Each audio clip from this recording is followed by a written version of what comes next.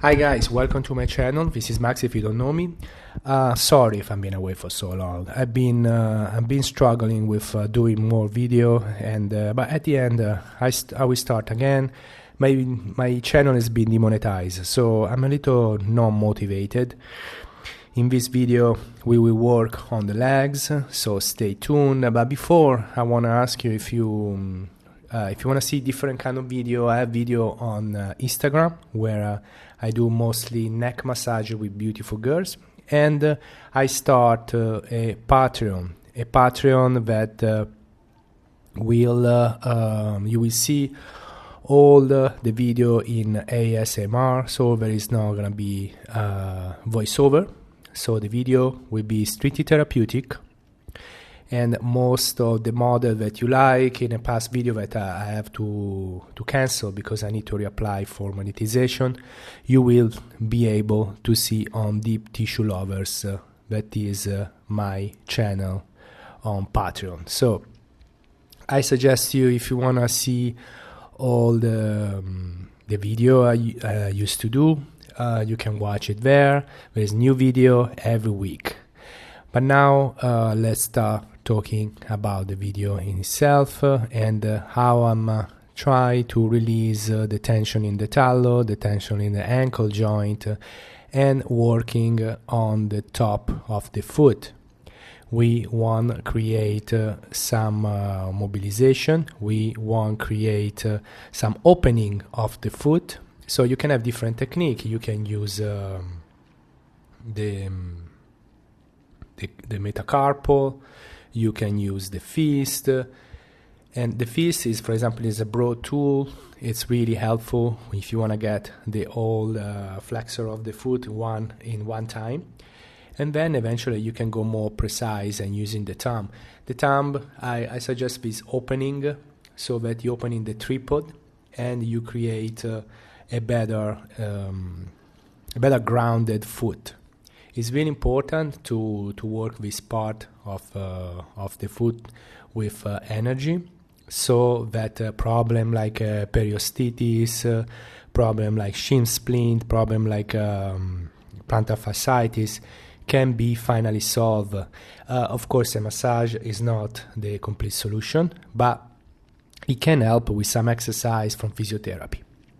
Now we are trying to increase the dorsiflexion of the foot. As you can see, there is a scar tissue, and we're gonna work on that later, but right now the main object is to create some dorsiflexion that if you don't have, you can have problem in the knee, you can create problem in your hip too. So right now I'm with an active release technique. I'm working on the tibialis anterior, a muscle that is involved into the shin splint. So I'm moving it, and in the same time I'm stretching it. Now I'm going on tibialis posteriors, another muscle that can be involved in shin splint, my medial shin splint. It's generally really painful. And for the external, for the tibiali anterior, I'm going to use a cup. A cup is an amazing tool when you want to work on the fascia in a different way. This is called running cup or walking cup. So what I'm doing is just like moving the fascia up and down in the direction of longitudinal of the muscle, and create some movement, break some adhesion in a different way. So I'm not pushing, I'm just pulling up. So sometimes it can be really helpful when you don't have any other tool to do the job. It can be an alternative for releasing the muscle in the lower limbs. Now you can see how I'm gonna intervene on the calf. I like sometimes working the calf from supine, because allow me to work in the same time on a tibialis while I'm working on a calf. So you have a double tools. And now I'm still working on the on the medial part of the foot. Try to create some mobility into the foot. So mobility, as I said, is the most important thing, and even some mobility in the hip, super important to avoid any problem in the knee. Again, now another way of working the calf muscle that you want to grab and really pull in a direction of the finger. So you're like pulling, you can even stop and massaging the muscle. It doesn't have to be like a Thai style. You can decide what you want to do. If you feel that there is a taut band and you need to work that taut band, you need to work that trigger point, you need to work that adhesion. And then you can change and work on a gastrocnemius. Gastrocnemius that can get really tense, especially if you have a pronation of the foot. Sometimes if the foot is not perfectly aligned, a lot of pain can be pushed up. Now again, I'm working on the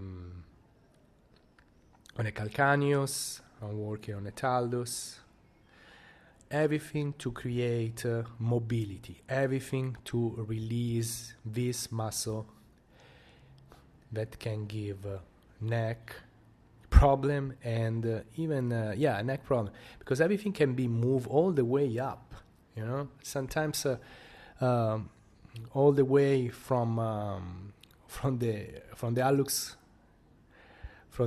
longus all the way up into the splenius posterior, so it's splenius capitis. So there is a lot to give attention to. Now we are working on a adductor.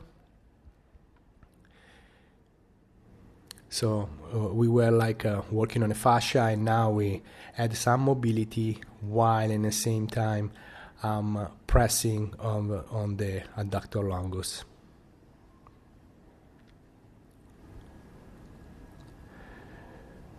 You can even add some work on the pectineus muscle that can get really inflamed sometimes. But right now I'm just considering the adductor longus.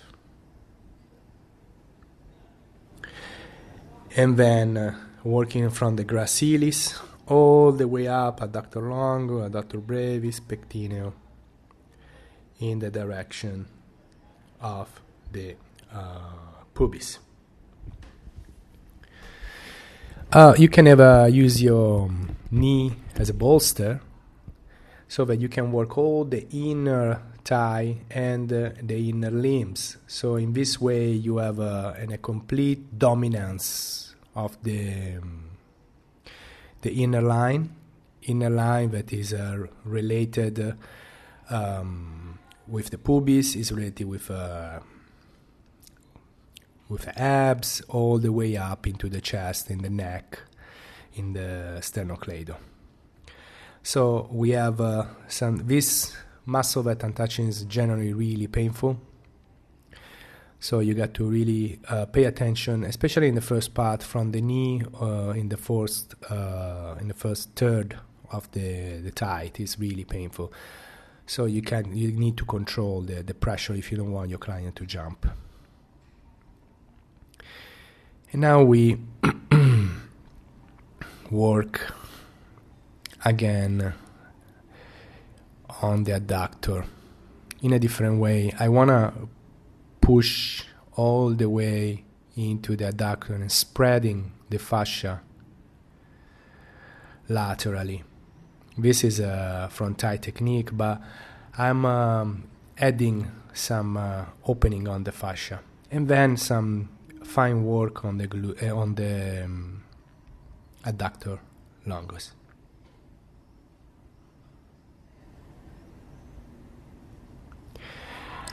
I keep on working on it. She had really a lot of tension. That's why I'm working for so long. Sometimes you need to decide when you're giving a massage what's really important. Working on muscles that are not tight that are relaxed, or you want to release muscle that are super tight.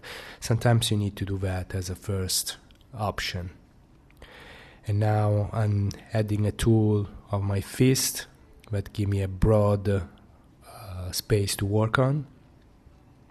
And now we're working on the front line, vasto laterali, vasto medialis, vastus intermedius, erector femoris, muscle that can make the hip really tight, a muscle that can be really painful because they are in contact with the bone. So when you press there, you gotta really pay attention. And then I want to show you this technique that I invent because I never see it before. So what I'm doing is like working on the quad and at the same time working on the hamstring. So I'm working on both part and try to create like a rhythm where I'm working on one side and the other side. As you can see, you can even work laterally, and you can even create a work between the AT band and the adductor. So always experiment, always try to have fun while you're giving a massage. It's super important, or you're gonna get bored, and the client's gonna feel that. It's happened most of the time to me that when I'm bored, maybe kind of really feel it the first time, but you know that the massage is not really your best. So you always have to struggle to give your best in the massage. Try to work to make your client as more comfortable as possible, and trying to release all the tension she or he can feel. Right now you can see I'm working on the hamstring that I found really tight. This position allows you to move the hamstring and to even ask your client to tie up the hamstring in what is called post-isometric contraction.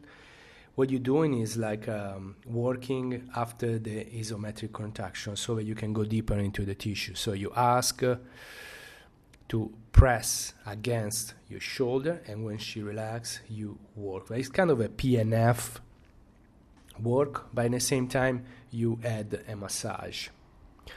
So you can do this with every muscle of the body, and it's an amazing technique, actually, to release really tight muscle. What's happening? This is a question that I find most of the time. What's happening if you can't release the muscle when you're working? Well, what are you going to do? Well, if you work for a little bit, let's say you're working on a muscle for like 5 minutes, you want to leave the muscle where it is with its tightness. You want to go work on another side. For example, let's say that she has the TFL that is super, super tight. So you work for that for 5 minutes. You see that you cannot get rid of it. Maybe you want to go work down the TFL. Maybe you can work on a tibialis. Maybe you can work on the tibialis posteriors. Maybe you can work up on the QL, and then you go back in the TFL again and see if the time that you make the TFL relax without working on it as work, because sometimes you just have to leave it alone for a little bit, and then you go back, and maybe you find that it's not painful or it's not that tight anymore. Right, for example, now I work on a vastus intermedius and with some active release technique, and working on the quad. And now again, working close to the knee to release the tension in the knee. This little movement helps to break more adhesion. As you can see, it's really helpful. Maybe she's doing too much, but you don't want too much movement. You just want a little movement so that you can stay on top. You don't want to feel like you're a cowboy on top of the horse. You just have to, moving on top of the fascia like you're surfing, but you're surfing really slow. You can't go too fast, or you're not going to break the adhesion. Now some work again on the sartorius muscle that is involved in the pata de ganso. It is like a muscle where all these three muscles get together the semitendinoso, semimembranoso, and sartorial muscle in the front, in the medial part of the shin. And then, guys, okay, so if you like my video, subscribe and check my Patreon. And I hope I can get back every video every week. And I see you soon on this channel. Ciao.